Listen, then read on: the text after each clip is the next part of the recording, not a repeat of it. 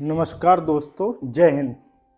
आप देख रहे हैं रियलिस्टिकल एकेडमी, एक ऐसा पॉडकास्ट जहां हम बात करते हैं मेहनत, लगन और सिलेक्शन की असली कहानियों की। पढ़ाई का दबाव, असफलताओं से सीख और खुद को रोज जीतने की लड़ाई। आज हमारे साथ एक खास मेहमान, हमारे खास दोस्त, यूपी पुलिस में सब इंस्पेक्टर। तो आज हम चलते हैं और इन्होंने एक आम लड़के से अफसर बनने तक का सफर तय किया। सीधे बात करते हैं हम, बिना टाइम बिताए हुए। तो आप सबसे पहले अपना नाम बताइए और आप कहाँ पोस्टेड हैं जी इस टाइम। मैं एसआई सुमित प्रजापति। मेरी जो ये जॉब है, मैं आगरा पोस्टेड हूँ इस समय प्रेजेंट टाइम पे। और जो मैं पहले 2-3 जॉब ऑलरेडी कर चुका हूँ। ये तीसरी मतलब जो मैंने ज्वाइन की हुई है, तीसरी जॉब है मेरी। और इसमें भी मैं जॉब करती हुई मैंने पढ़ाई की थी। 53 रैंक थी, जैसे अभी जो लोग पढ़ रहे हैं उनके लिए बताना चाहूँगा। 53वीं रैंक थी मेरी, 350 नंबर थे। अच्छा, आपकी यूपी में 53वीं रैंक थी। 53 तो आपकी जिले में क्या रैंक थी कानपुर देहात में? जिले में तो मेरी टॉप पे था। टॉप में, मतलब यूपी के कानपुर देहात के आप टॉप थे। ठीक है। तो आप ये भी बताइए कि आपने प्राइमरी शिक्षा जो है वो कहाँ से हासिल की? मैंने प्राइमरी शिक्षा जो 1 से लेकर 8 क्लास तक जो है वो मैं गांव के प्राइमरी स्कूल से ही पढ़ा हुआ हूँ। उसके बाद फिर मैंने 12th जो किया है गवर्नमेंट इंटर कॉलेज से, वो भी मतलब 1 से लेकर 12 तक मेरी जो एजुकेशन हुई वो सरकारी कॉलेज में ही हुई। सरकारी कॉलेज में। फिर आपने जो कंपटीशन किया, सेल्फ स्टडी की या किसी कोचिंग से कोचिंग ली? स्टार्टिंग में जैसे मैं बताऊँ 2016 के आसपास मैंने एयरफोर्स की कोचिंग के लिए मैं कानपुर गया था। एयरफोर्स की तैयारी कर रहा था मैं। जी। तो मैंने समथिंग 7-8 महीने मैंने कोचिंग की एयरफोर्स की। उसके बाद मेरी तैयारी अच्छी थी एयरफोर्स की।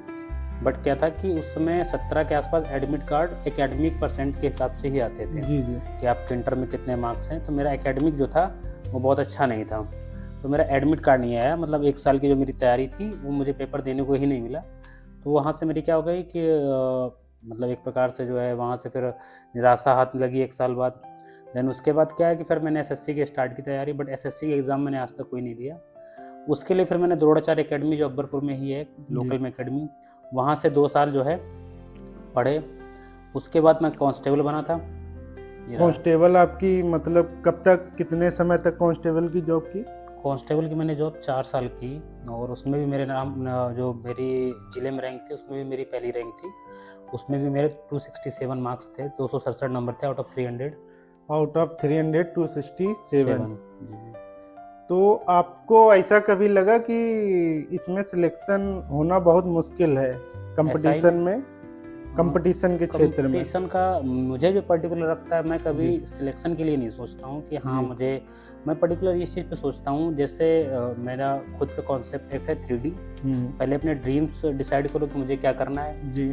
सेकंड मेरा रहता है एक डायरेक्शन डिसाइड करो। डायरेक्शन में आपका कि मुझे क्या पढ़ना है, कितने समय में पढ़ना है, ये डिसाइड करो। तीसरा होता है डेडिकेशन, आप लगन से उसको उस पर काम करो। ठीक है। बहुत से लोग क्या रहते हैं रिजल्ट को लेकर चिंतित रहते हैं कि मेरा होगा कि नहीं होगा। मैं इस चीज़ पे चिंतित नहीं रहता। मैं इस चीज़ पे चिंतित रहता हूँ कि आज मैं जितनी मेहनत कर सकता था वो मैंने की कि नहीं की। यानी कि मैं आज पे काम करता हूँ अपने, या मैंने पास्ट में प्रेजेंट टाइम में 100% हाँ देना बस चाहिए। मैं आज पे अपने एफर्ट पूरे देता हूँ। मैं इस पे नहीं सोचता हूँ कि मैंने कल क्या नहीं किया, या मैं कल क्या कर सकता हूँ, या 1 साल बाद क्या कर सकता हूँ। मैं ये सोचता हूँ आज मैं कितना अच्छा कर सकता हूँ अपने एग्ज़ाम को लेकर पर्टिकुलर। इसलिए क्या है, टेंशन ज़्यादा नहीं रहती मुझे एग्ज़ाम को लेकर। और कभी भी मैं कभी नहीं सोचता हूँ कि हाँ मेरी रैंक बहुत अच्छी है, ये है वो है। मैं कुल मिला एग्ज़ाम निकालने के पर्पज़ से जो है एक प्रकार से काम करता हूँ। बट ये है कि तैयारी अच्छी हो जाती तो ईश्वर की कृपा रहती कि आप कोई मज़ेदार जाती नहीं तो जो इस समय यूपीएसआई की तैयारी कर रहे हैं न्यू बच्चे, तो उनको आप क्या बताना चाहते हैं कि वो तैयारी कैसे करें और ये जॉब में क्या क्या चैलेंजेस आते हैं, ये भी बता दीजिए। चैलेंजेस तो इस जॉब में आपको डेली मिलेंगे, नई नई चीज़ें मिलेंगी, बहुत सारे ऐसे केसेस मिलेंगे। आपके ऊपर पब्लिक का भी दबाव रहेगा, आपके ऊपर आपके जो सीनियर्स हैं उनका भी दबाव रहेगा, कोर्ट का भी दबाव रहेगा आपके ऊपर कि आप समय से काम करें। तो इसमें चैलेंजेस तो आपको बहुत सारे मिलेंगे, लेकिन जॉब में इंटरेस्टिंग चीज़ें भी बहुत सारी हैं कि आपको नया कुछ ना कुछ डेली मिलेगा। आपको समय पता नहीं चलेगा कितनी तेज़ी में जा रहा है। हम लोगों को 2.5 साल से ऊपर हो गया समथिंग इस जॉब में। और हम लोग को पता नहीं चला 2.5 साल कब हमारे कट गए। तो आपको चीज़ें तो यहाँ पे डेली नहीं मिलेंगी आपको। रात में 2 बजे कॉल आ गया आपके क्षेत्र से कि यहाँ मर्डर हो गया या एक्सीडेंट हो गया, तो आपको 2 बजे भी जाना पड़ेगा, ठीक है। आपको हो सकता है सुबह 4 बजे भी उठना पड़े सर्दियों में। तो ये चीज़ें क्या है कि आपका कुछ भी फिक्स शेड्यूल नहीं रहेगा। आप 24 आवर्स जो है आपको ड्यूटी पे रहना होगा, कोई भी आपका संडे नहीं होता पुलिस का। इसके बाद क्या है कि आप जो हॉलीडेज़ होते हैं, जो हमारे त्यौहार होते हैं, फेस्टिवल होते हैं, फेस्टिवल में आप लोग प्रिपेयर रहिए कि दीपावली या अन्य कोई भी त्यौहार है, वहाँ पर ड्यूटी आपको ज़्यादा करनी पड़ती है। अदर पर्सन क्या है, घर में फैमिली में एंजॉय कर रहे होंगे, बट आप क्या है, जॉब कर रहे होंगे।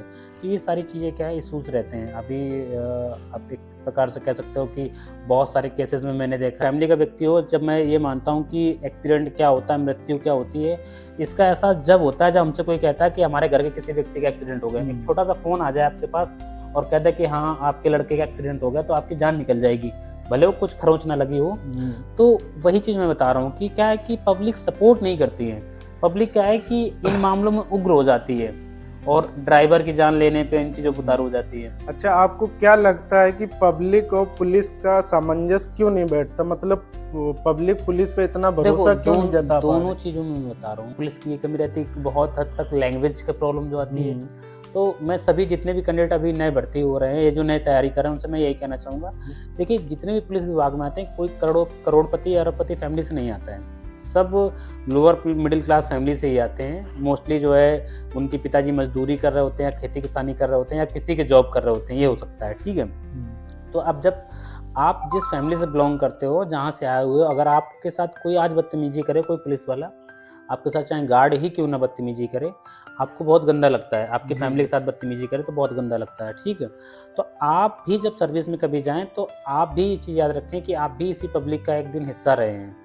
आप प्रयास करें कि आप अपनी लैंग्वेज जो है ना वो अच्छी रखें। अगर कोई व्यक्ति ही खराब है तो आप अपनी सेल्फ रिस्पेक्ट भी दांव में मत लगाइए, फिर उसके खिलाफ कार्रवाई कीजिए।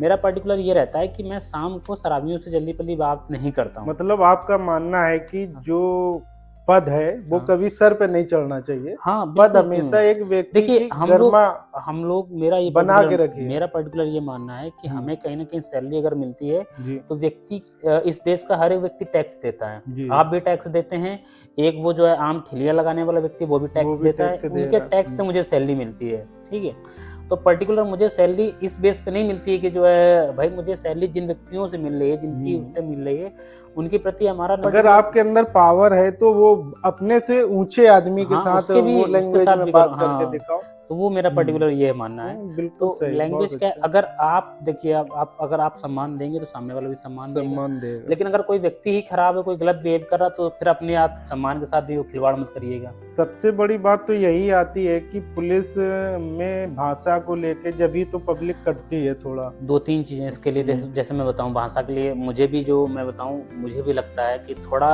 एक होता है, जैसे हम लोग क्या होता है दिन भर में सामने। तो दोस्तों, ये हमारे बहुत खास दोस्त और यूपी पुलिस में सब इंस्पेक्टर थे। आपने इनकी बात को सुना और समझा। बहुत इंस्पायरिंग स्टोरी है और बहुत ही संघर्ष से यहाँ तक पहुँचे हैं, बहुत मेहनत की। तो आप भी ऐसे मेहनत करके पहुँच सकते हैं। अगर और कोई भी बात आप पूछना चाहते हैं तो कमेंट कर सकते हैं। एसआई की पढ़ाई के लिए जो लोग तैयारी कर रहे हैं उनके लिए मैं कहना चाहूँगा, देखिए पहली बात तो क्या है, एग्ज़ाम आप लोगों का नज़दीक आ रहा है, ठीक है। तो तैयारी के लिए मेरा जो मानना है, तैयारी क्या होती है कि एक सतत चलने वाली प्रक्रिया होती है। जैसे बहुत से लोग कैंडिडेट जो है, सिलेक्शन किनका नहीं होता, मैं बता दूं 2-3 चीज़ें होती हैं। पहले तो उन कैंडिडेट का नहीं होता जो अवसरवादी होते हैं, यानी वैकेंसी का वेट करते हैं, वैकेंसी के हिसाब से तैयारी करते हैं। आपको पता है, देखिए जो जीएस का पोर्शन है वो आपके हर एग्ज़ाम में आना है, मैथ का पोर्शन लगभग हर एग्ज़ाम में आना है, रीजनिंग का पोर्शन लगभग हर एग्ज़ाम में आना है, और वही चीज़ें आनी है। ऐसा नहीं कि बहुत कुछ चेंज हो जाता है, सब में लगभग कंपटीशन में सेम ही रहता है, थोड़ा बहुत 19-20 हो जाता है, किसी का लेवल अप हो जाता है, किसी का डाउन होता है। वॉचमैन ही करता था, जैसे इनको मित्र को पता है हमारे, उस समय मैं वॉचमैन ही करके अपनी पढ़ाई करता, तैयारी करता था। उस साल मैंने 5 एग्ज़ाम निकाले थे। तो क्या है कि जब आपका एक बार बेस अच्छा हो जाता है, उसके बाद से लेकर अब तक जो है, मेरा कोई सिंगल एग्ज़ाम ऐसा, वनडे एग्ज़ाम कोई ऐसा नहीं रहा जो मैंने ना निकाला हो। वनडे एग्ज़ाम मेरे सारे निकले हुए हैं। अगर मैं पेपर में बैठा हूँ तो वो एग्ज़ाम मेरा निकलता है, वनडे एग्ज़ाम। उसके पीछे ये नहीं तैयार है, ये नहीं तैयार है, ये नहीं तैयार है। हम ये नहीं सोचते हैं कि हमें क्या तैयार है और कितना और तैयार करने से हमारा काम चल जाएगा, ठीक है। हम ये नहीं सोचते हैं, लास्ट में जो टेंशन आती है बच्चों के साथ में, सबसे बड़ी समस्या यही आती है, क्योंकि वो इस चीज़ पे फोकस करते हैं कि यार मुझे ये टॉपिक नहीं तैयार, मुझे ये नहीं तैयार, वो नहीं तैयार है, और दुनिया भर का उनको पता होता है कि पता है 2 महीने का टाइम है और सिलेबस 6 महीने के लेके बैठ गए हैं कि 6 महीने वाला मुझे जो तैयार नहीं वो 2 महीने में ही तैयार होना है, ठीक है। ऐसे में लोगों के अंदर 2-3 चीज़ होती है, तो वो क्या है कि डेली की आपकी एक टेंशन बढ़ेगी, आप कंफ्यूजन में बहुत आओगे कि यार ये इसका ये होगा, इसका ये होगा, ठीक है। तो आपके अंदर कंफ्यूजन भी बहुत ज़्यादा पैदा होगी, ये भी इशू एक रहेगा। इसलिए जो है एग्ज़ाम क्या है, प्रॉपर सीक्वेंस से पढ़ो, अच्छे से पढ़ो, 6 महीने 8 महीने पढ़ाई को दो प्रॉपर, 6-8 महीने में आपकी तैयारी अच्छी हो जाती है। 8 महीने पढ़ाई के बाद जब पूरा सिलेबस कंप्लीट कर लो, देन उसके बाद फिर प्रैक्टिस सेट लगाओ, एग्जाम के अकॉर्डिंग फिर पढ़ाई जो करो। जनरल स्टडी कर रहे हैं, जो तैयारी कर रहे हैं हाँ। पुलिस एसआई की, हाँ। तो उनके अंदर एक डर भी रहता है कि सिलेक्शन होगा नहीं होगा, तो वो अपना डर कैसे दूर करें? मैं इसके लिए बताऊं, देखो जब मैं तैयारी करता हूं तब मेरा पर्टिकुलर ये रहता है कि मुझे ये जॉब चाहिए ही चाहिए, ठीक, जब मैं करता हूं तैयारी। लेकिन जब लास्ट का टाइम आता है, 1-2 दिन बचते हैं या ऐसे कुछ टाइम बचता है, या मान लीजिए 1-2 महीने पहले मेरी प्लानिंग ये रहती है, मैं कभी भी ये नहीं सोचता हूँ, ओवर थिंक नहीं करता हूँ कि मैं 2 महीने में जो है 1 साल का सिलेबस पढ़ लूँगा, या कभी मैं ये नहीं थिंक करता हूँ जैसे लास्ट टाइम आता है, लास्ट टाइम मैंने देखा कि एग्ज़ाम के हॉल के बाहर भी लोग किताबें लेके बैठे हुए पढ़ाई कर रहे हैं। मेरा पर्टिकुलर ये रहता है, 1 दिन पहले मैं किताबें बंद कर देता हूँ, बढ़िया अपने मन का खाना पीना खाता हूँ, मूवी देखता हूँ, ठीक है, माइंड फ्रेश, 1 दिन पहले एग्जाम हॉल में पहुँच जाता हूँ आराम से, ठीक है। क्योंकि उस समय मेरी थिंकिंग ये रहती है कि अगर ये मेरा एग्जाम नहीं भी निकला तो मुझे आगे चांसेस हैं, बहुत सारे चांसेस हैं, ठीक है। फॉर्म भर देते हैं, उसके बाद का काम जो होता है वो युद्ध काल कहलाता है, ठीक है। तो तैयारी जो होती है शांत काल में होती है, जब आपको टेंशन नहीं होती कि हाँ ये एग्जाम देना, ये एग्जाम देना, ये एग्जाम देना है, तब आप अपने आप को 4-6 महीने 8 महीने अच्छे से दे लो पढ़ने का। उस समय आप अच्छे से मेहनत करो। एग्जाम के टाइम पे तो मोस्टली लोग मेहनत करते हैं। जैसे रही बात, आपने एसआई के एग्जाम की बात की या कांस्टेबल के एग्जाम की बात की, पहले तो आप प्रिपरेशन अच्छी करो, मेहनत बढ़िया करो अच्छे से, ठीक है। उसके बाद लास्ट टाइम पे आप ये सोचो कि अगर इनकेस नहीं भी होता है तो आपके पास बहुत सारे ऑप्शन है। मुझे लगता है जो वनडे एग्जाम देता है उसके पास साल में कम से कम 6 से 8 ऑप्शन तो रहते ही रहते हैं, एटलीस्ट ऑप्शन रहते हैं, ठीक है। अगर इधर नहीं भी होता, आप ये बताइए कि ये जो एक भ्रम है बच्चों में कि एक प्रश्न भी उठता है कि गरीब बच्चों को पढ़ाई करना चाहिए या नहीं करना चाहिए, और दूसरा इसी में प्रश्न है कि पढ़ाई के बाद सिलेक्शन नहीं होते हैं, नौकरी रिश्वत से मिलती है, तो इसके बारे में आप क्या क्या कहना? देखिए पहले मैं बताऊं, देखिए गरीब व्यक्ति तो जरूर करनी चाहिए। या आपका बैकग्राउंड कैसा रहा है? मैं बैकग्राउंड का मैं बताऊं तो मैंने जब बताया 1 से लेकर 12 तक मैंने जो है सरकारी स्कूल में ही पढ़ाई की है। इसके बाद मैंने 2-3 साल जो है पेप्सी फैक्ट्री पड़ती है जैनपुर में, उसमें काम किया मैंने। उससे पहले मैं जब छोटा था, मतलब 12-13 साल का रहा होगा, तो गांव में रोड लाइट का काम होता है, जो शादी में रोड लाइट वाला, उसमें भी की, ठीक है। और मैं यही कहूँगा गरीब बच्चों को तो जरूर पढ़ना चाहिए। इसलिए पढ़ना चाहिए, उनके पास एक ही माध्यम है ऊपर उठने का, वो एजुकेशन है। एजुकेशन से ही आप अपनी जो है अपनी और अपनी फैमिली की लाइफ बदल सकते हैं। आपके पास इतना पैसा नहीं है कि जो है आप बिजनेस कर सकें, ना ही आप जो है सोचे कि फैक्ट्री में लेबरी करके आप जो चीज़ें बदल पाएंगे, ठीक है। आपको अगर करना है तो पढ़ाई कीजिए, चाहे बेशक आप जो है काम करके ही पढ़ें। ऐसा नहीं कि काम करके नहीं पढ़ सकते, लोग काम करके भी पढ़ सकते हैं। मैंने की हुई है पढ़ाई, मैंने की हुई है पढ़ाई, तो काम करके भी पढ़ाई कर सकते हो, ठीक है। टाइम बहुत मैं प्रयासरत हूँ, तो टाइम रहता है, आप यूटिलाइज कैसे करते हो टाइम का, ये मैटर करता है। जैसे इस पे एक शेर भी है, कर ले मेहनत मौका है, उड़कर तू भी दिखला दे, ये नया सवेरा नई चमक है, दुनिया को तू बतला दे। तो ये जीता जागता एग्जाम्पल है कि इन्होंने एक आम लड़के से अफसर बनने तक का सफर तय किया। 15-20 लाख लगने के बाद आप पकड़े गए तब क्या होगा? उससे आत्म संतुष्टि भी तो नहीं होगी, अंदर वो तुम्हारे अंदर काबिलियत है नहीं। मैं क्या है कि मैं यहाँ खड़ा हूँ और मेरी 53वीं रैंक थी, मुझे 10 जगह नहीं 20 जगह आप चेक करवा लो मेरा, ठीक है। मुझे कोई डर नहीं। जैसे बायोमेट्रिक आता था तो बहुत से लोगों के अंदर मतलब बहुत से लोग पकड़े गए जिनकी उनकी आत्मा कांप जाती थी कि बायोमेट्रिक होगा क्या होगा, ठीक है। और हम लोग कोई सूझ नहीं था, बहुत से लखनऊ भाग जाते थे इसी चक्कर में, ठीक है। तो क्या है कि आपके अंदर डर नहीं होगा, आप कहीं भी खड़े हो जाएंगे, किसी अधिकारी के सामने भी खड़े हो जाएंगे, क्योंकि आप नौकरी मेहनत से करके लाए हैं। आपको पता है कि अगर मेरे साथ कॉन्फिडेंस होगा आपके अंदर, बिल्कुल जब मेहनत करेंगे, वो सारी चीजें रहती हैं। तो जो भी व्यक्ति है, आपको साल में 5-6 ऑप्शन मिलते हैं, उससे पहले आप अपना बेस अच्छा करो। जिस दिन आपका बेस अच्छा हो जाएगा, ये मान लीजिए, उसके बाद फिर आपके सारे एग्जाम निकलेंगे, मोस्टली जितने भी एग्जाम दोगे, पहले अपना लेवल बनाओ।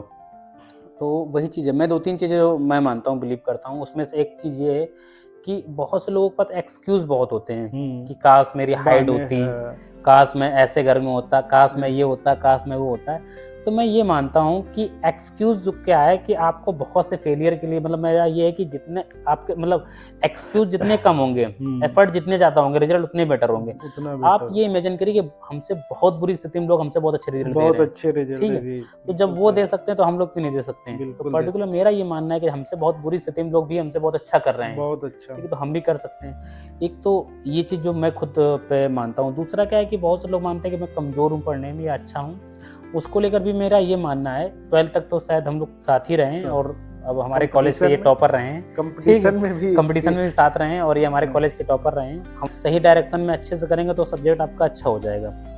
तो मेरा तो यही मानना है, कंपटीशन टफ नहीं है बशर्ते आपके अंदर रेगुलरिटी नहीं बन पा रही है, ठीक है? आपके अंदर जिस दिन रेगुलरिटी आ जाए कि 1 साल अच्छे से मेहनत कर लोगे, जी तोड़ मेहनत कर लोगे, उसके बाद जो चीज़ें अपने आप चेंज हो जाती हैं। और अपने आप को आगे कहाँ देखना चाह रहे हैं फ्यूचर में? फ्यूचर के लिए देखिए मेरी प्लानिंग चल रही है कुछ चीज़ें जो मुझे पर्टिकुलर लगता है कि मैं कभी ये नहीं सोचता हूँ कि हाँ मतलब मुझे यहाँ पहुँचना है, वहाँ पहुँचना है। बस मुझे ये लगता है कि मैं जहाँ हूँ इससे बेटर और करना है मुझे, और ठीक बेटर है? हाँ, इससे बेटर और करना है। जो मैंने बताया ना 2-3 जॉब चेंज करते चला है, ऐसे इसको भी चेंज करना है, आगे कुछ और प्लान कर रखा है। बस अगर मैंने मेहनत की अच्छे से, मैं इसी चीज़ पे बिलीव करता हूँ, मैं कभी चीज़ों पे बिलीव नहीं करता हूँ। मैं ये कहता हूँ कि जो हकदार हो उसे मिलनी चाहिए चीज़ें। बिल्कुल जो हकदार है। मेहनत कर रहा है उसे चीज़ें मिलनी चाहिए। अगर कोई मुझसे ज़्यादा मेहनत कर रहा है तो उसे चीज़ें मिलनी चाहिए। अगर बहुत से लोग कहते हैं कि तुम जॉब के बाद जो है तैयारी करते हो, लोगों का हक मार जाते हो, तो मैं ये कहता हूँ कि मैं भाई जॉब के बाद 12 घंटे के बाद भी अगर 5-6 घंटे पढ़ रहा हूँ, पढ़ रहा हूँ। ठीक है?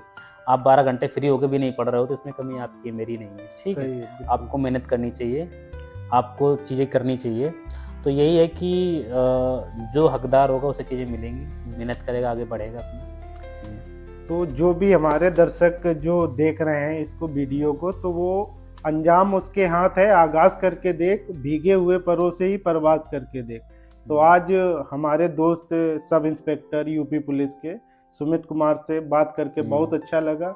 ये स्टडी टिप्स भी बताई, मोटिवेशन स्टोरी भी बताई और नौकरी में क्या क्या संघर्ष होते हैं वो भी बताया। तो आपसे मिलकर बहुत खुशी हुई। धन्यवाद। जय हिंद, जय भारत।